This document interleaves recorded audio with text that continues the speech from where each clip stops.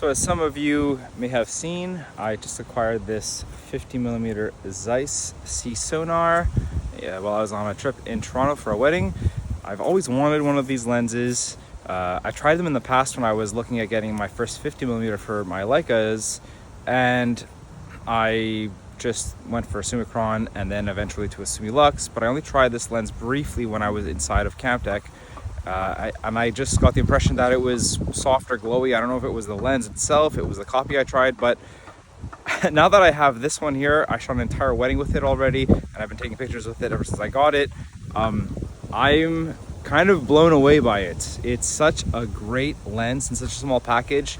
It reminds me heavily of my old 35 Distagon 1.4 for the M mount, which was exceedingly sharp, heavily saturated and full of contrast, which this lens is all of those things. I was expecting more glow like my 50 Sonnar Opton for the Contax mount from the 1950s, which actually dates back to the 1930s in its optical design, just like this one. So I thought this was going to be a glowy lens. I thought it was going to be, kind of very soft and having to stop down to get sharper, but no, it's actually super sharp. I think where people find this lens soft are probably because they're not getting their focus right. Speaking of focus, the focus shift that this lens exhibits, I haven't really seen it be much of a problem. I noticed that I think this one is very tuned to be focused at 1.5, and the focus shift does step in at closer distances when I start stopping down. But I shot this primarily with an SL2S just to avoid that, and I got the shot every single time, and the pictures were super sharp.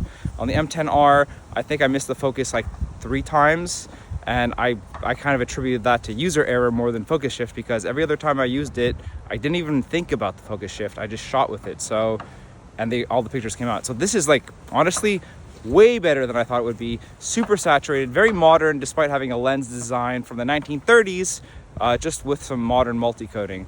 It's a shame that Zeiss doesn't make these lenses anymore, but I'm very grateful that there are many available on the used market. I highly recommend it. I'm actually shocked how good it is when I compare it to my other 50mm. It's a keeper. Yeah.